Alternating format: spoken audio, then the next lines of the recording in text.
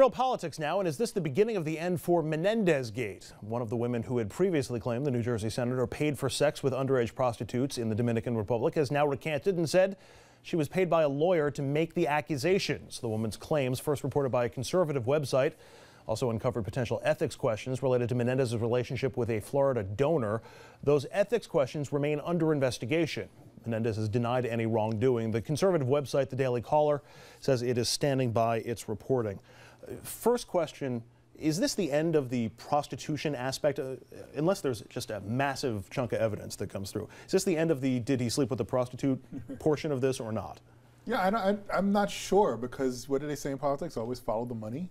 Mm-hmm. So who paid her off the first time? Who paid her off the second time? You know, exactly. So follow. So you got to follow the money. And I'm not sure if anyone's going to actually do that, given the other issues that involve the relationship with the doctor for other reasons. But if you want to be an enterprising young reporter, I'd say follow the money. So it may not be done.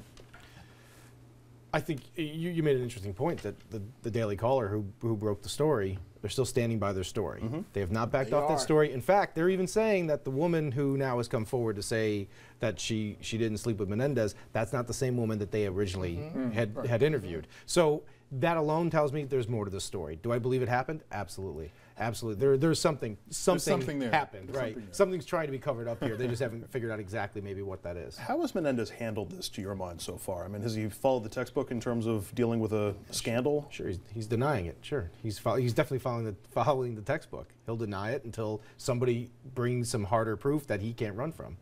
You know, it goes back to Bill Clinton.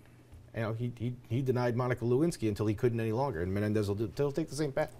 This is a tough one. I mean, do you believe the woman the first time she said the story, or do you believe her when she recants and says that she never slept with Menendez? And then, to be honest with you, Andrew, the journalist in me says, okay, did you pay her off the second time? Right.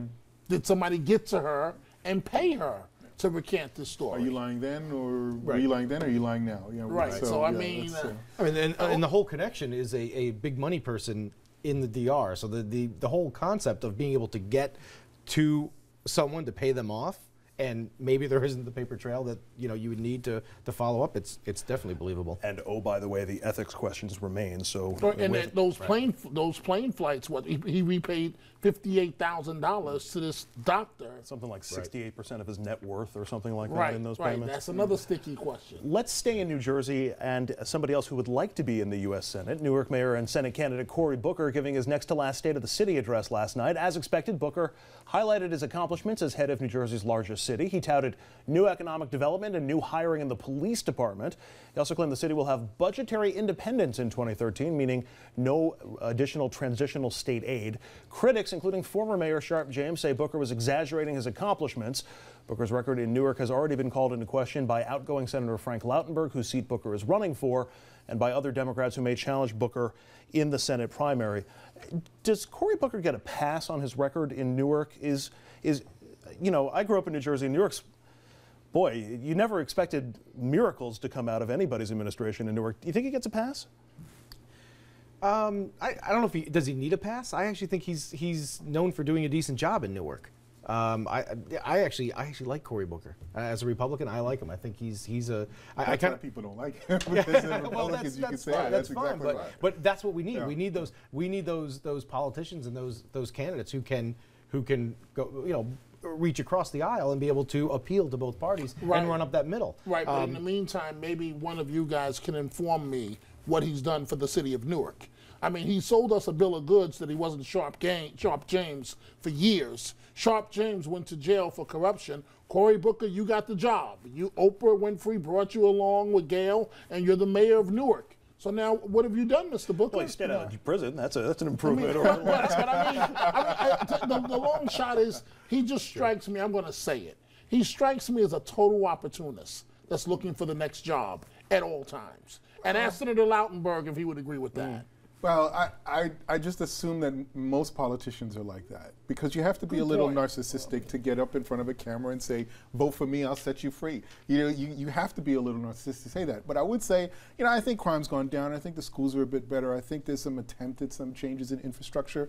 The one thing that I believe that has happened under Cory, and I like him as well, is that he's gotten people to pay attention to what's happening in Newark.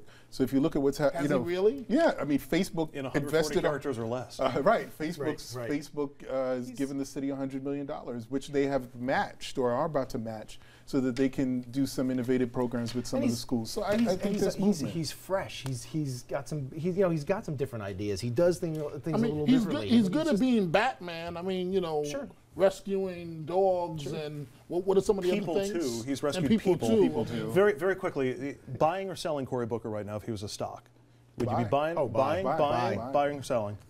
He's holding. Wow. He's holding. He's holding. All right. Aren't you the Democrat on the show? He's a journalist. He's a journalist. We'll take him if you don't want him. Finally, think of it as a tournament of champions for mayors of New York. Quinnipiac recently asked New York City voters to pick the best mayor of the past 47 years since 1966. Take a moment, come up with your own answer. Okay, the poll's pick was Rudy Giuliani, who was named in 31% of the responses. Second place to the late Ed Koch. Third to Michael Bloomberg. I'm sure that makes him furious. David Dinkins and John Lindsay tied for fourth. And Abe Beame picked up just 1% as the collective city population went, we had a mayor named Abe Beame? Who would you pick from this list?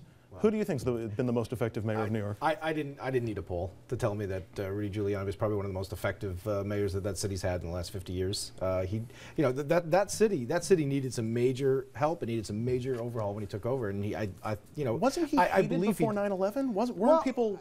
Was he hated, or were people? People were very anxious to see the end of his administration. Yes, he was hated. The day before 9/11, the day before 9/11, Rudy Giuliani would have left New York never to ever return again in a positive way.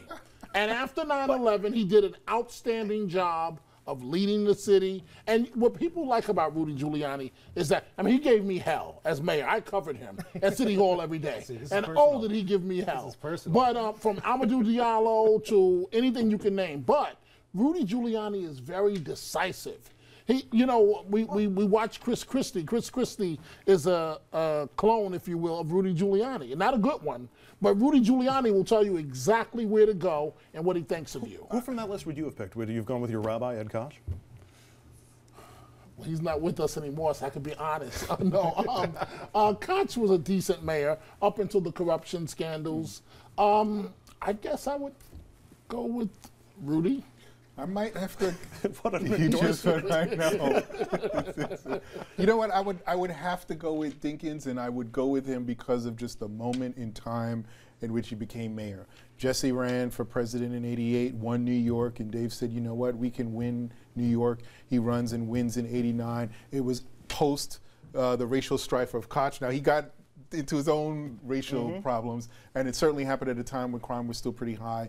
But I think for the moment in time, what Dave did to pull the city together, the gorgeous mosaic, I think was an important moment in history. I almost can't believe I'm going to say this, but I think I'd pick Bloomberg. It seems like the city has thrived pretty well under his administration. He's made some. But if you're going to pick Bloomberg, isn't Bloomberg just a continuation of what Rudy set up? You know what? I would say no. I think so. I think Rudy did something which was quality of life. People were talking about quality of life. He was going to tame the city, Mr. Law and Order mayor. What I think Bloomberg has done is take a management approach to the city and has had a more deft hand than Rudy did. Rudy was sort of slash and burn and just angry, antagonistic. I don't care, my way or the highway. I think Bloomberg, by showing that he actually has learned politics during the time that he's been mayor, I think in and of itself makes him better. It's a great jumping off point because not only is Mayor Bloomberg the mayor, did you know he's a millionaire? Like a lot of millions. We're going to take a quick break. When we come back, meet the millionaires and even some billionaires who have run for and, well, not in her case, won public office. Are self-funded candidates good or bad for democracy? We're going to dig into the big bucks candidates after this.